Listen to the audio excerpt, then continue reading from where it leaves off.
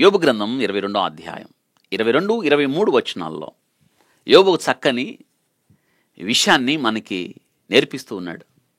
యోబు గ్రంథం నుండి ఈ పాఠం మనందరికీ. సర్వశక్తుని వైపు నువ్వు తిరిగిన ఎడల, నీ గుడారములో నుండి దుర్మార్గతను దూరంగా తొలగించిన ఎడల నీవు అభివృద్ధి పొందుదు అన్నాడు. అభివృద్ధి పొందడానికి చక్కని సూత్రాలు యోబు గ్రంథంలో మనం చూస్తున్నాం. దేవుని వైపు తిరగడం, గుడారముల నుండి దుర్మార్గమును దూరంగా తొలగించుకోవడం, ఈ రెండు విషయాలు. దేవుని వైపు తిరగడం, మనం చేయాల్సిన మొట్టమొదటి పని ఏంటంటే దేవుని వైపు తిరగడం. గుడారములో నుండి, గుడారం అంటే మన శరీరం, మన హృదయం కదా. భూమి మీద మన గుడారమైన ఈ నివాసం శిథిలమైపోతుంది అన్నాడు పౌలు గారు 2 కొరింథీ పత్రిక 5:1. ఈ గుడారం దీనిలో నుండి మనమంట ఏం చేయాలి?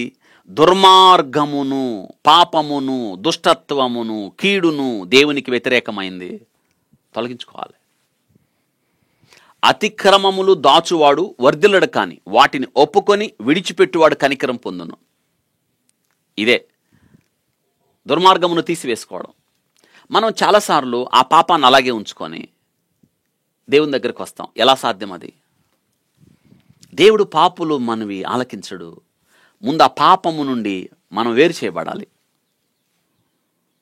దేవుడు పాపులు మనం ఆలకించడు. కీర్తనాకారుడు కూడా ఇదే మాటలు అంటున్నాడు. నా హృదయములో నేను పాపమును లక్ష్యం చేసిన ఎడల, పాపముంచుకున్న ఎడల ఆయన నా మనవి ఆలకించకపోను.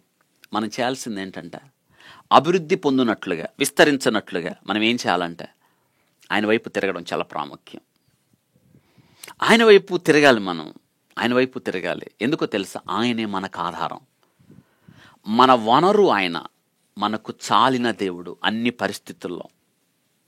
ఎందరో వైద్యుల దగ్గరికి వెళ్ళింది, తనకు కలిగినదంతా వ్యయం చేసుకుంది, ఖర్చు పెట్టేసింది, కానీ ఆమె ఆర్థికంగా కృంగిపోయింది, మరింత సంకటపడిన. శారీరకంగా ఆమె ఆరోగ్యం క్షీణించిపోయింది, మానసికంగా ఆమె కృంగిపోయింది, సామాజికంగా వెలివేయబడింది, దేవుని సన్నిధి నుండి దూరపరచబడింది ఆమె. ఇదండి ఇప్పుడు ఆమె దేవుని వైపు తిరిగింది. అవును కదా, దేవుని వైపు తిరగడం. జక్కయ్య అన్యాయపు సిరిని సంపాదించాడు, ఊరిలో మంచి పేరే తెచ్చుకున్నాడు. ఏంటంటే ఆ పేరు? పాపి అయిన మనుషుడు. యేసును చూడాలి అనుకున్నాడు, పరిగెత్తి చెట్టు ఎక్కాడు, చూసిపోదాం అనుకున్నాడు. కానీ యేసయ్య చెట్టు కిందకు వచ్చి, ఎక్కయా త్వరగా దిగి యేసును చేర్చుకున్నాడు. యేసు వైపు తిరిగాడు, తన జీవితం మారింది. యేసు వైపు తిరిగిన ఆమె 12 ఏళ్ల రక్తస్రావం, రోగం కుదుట పడింది. వెంటనే ఆమె రక్తధార కట్టెను. ఆయన వైపు తిరగండి. మీరు చేయాల్సింది అదే. ఏ పాపం, ఏ దుష్టత్వం, దేవునికి వ్యతిరేకమైంది ఏదైతే మీ యొక్క హృదయంలో గూడు కట్టుకొని ఉందో, మీ గుడారంలో ఉందో, దాన్ని తీసేసుకోండి. తప్పిపోయిన కుమారుడు దూరదేశం వెళ్ళాడు, అంతా వ్యయమైపోయింది, దుర్వ్యాపారం చేశాడు, ఒక పనికి కుదిరాడు, కానీ ఆకలి అవుతుంది, అంతా కోల్పోయాడు, ఏమీ లేదు. తండ్రి గుర్తొచ్చాడు. తన తండ్రి ఇంట పనివారికి సైతం సమృద్ధి ఉన్నదని లేచి అనుకుంటున్నాడు, తండ్రి, పరలోకమునకు వ్యతిరేకంగా నీ ఎదుట నేను పాపం చేశాను, ఇకెంత మాత్రం నీ కుమారుని అనిపించుకోవడానికి నేను యోగ్యుడిని కాదు, పనివారిలో ఒకడిగా ఉంచుకో. పరిగెత్తి తండ్రి దగ్గరికి వస్తే తండ్రి వైపు తిరిగితే తండ్రి చేర్చుకున్నాడు. ఎలాగా? పనివాడిగా కాదు, కుమారుడిగా. అందుకే కదా విందు చేయమన్నాడు. ఆ కుమారుడి కొంగురం పెట్టాడు, చెప్పులు ఇచ్చాడు, వస్త్రాలు ధరించాడు. కుమారుడి స్థానాన్ని ఆయన వైపు తిరగాలి. నినివే పట్టణం ఎంత ఘోరమైన పాపంలో ఉందో కదా, దానికి దుర్గతి కలుగుతుంది అని యోనాని దేవుడు అక్కడ స్థలానికి పంపించి చెప్పమన్నాడు. యోనా మొదటిగా వెళ్ళలేదు, పారిపోయాడు. అయితే మళ్ళీ దేవుడు తీసుకొచ్చి అదే స్థలంలో వెళ్ళి చెప్పు.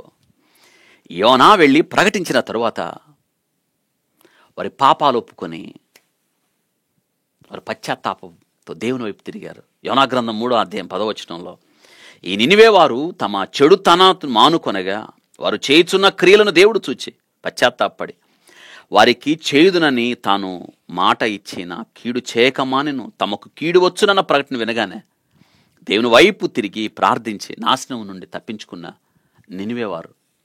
ఆయన వైపు తిరగండి, పాపాన్ని విడిచిపెట్టండి. అతిక్రమంలో దాచువాడు వర్ధిల్లడు, కానీ వాటిని ఒప్పుకొని విడిచిపెట్టువాడు కనికరము పొందును అన్నట్టుగా అప్పుడు మీరు అభివృద్ధి నొందుతారు. మీరు చేయాల్సింది ఆయన వైపు తిరగండి, పాపాన్ని విడిచిపెట్టండి. తద్వారా దేవుడు మిమ్మల్ని దీవిస్తాడు, మీ సరిహద్దులు విశాలపరుస్తాడు. మీ అభివృద్ధి అడుగు వాటన్నిటికంటే, ఊహించు వాటన్నిటికంటే ఘనంగా ఉండడం మీరు చూస్తారు. దేవుడి వాక్యమును మన కొరకు ఆస్వాదించునుగాక.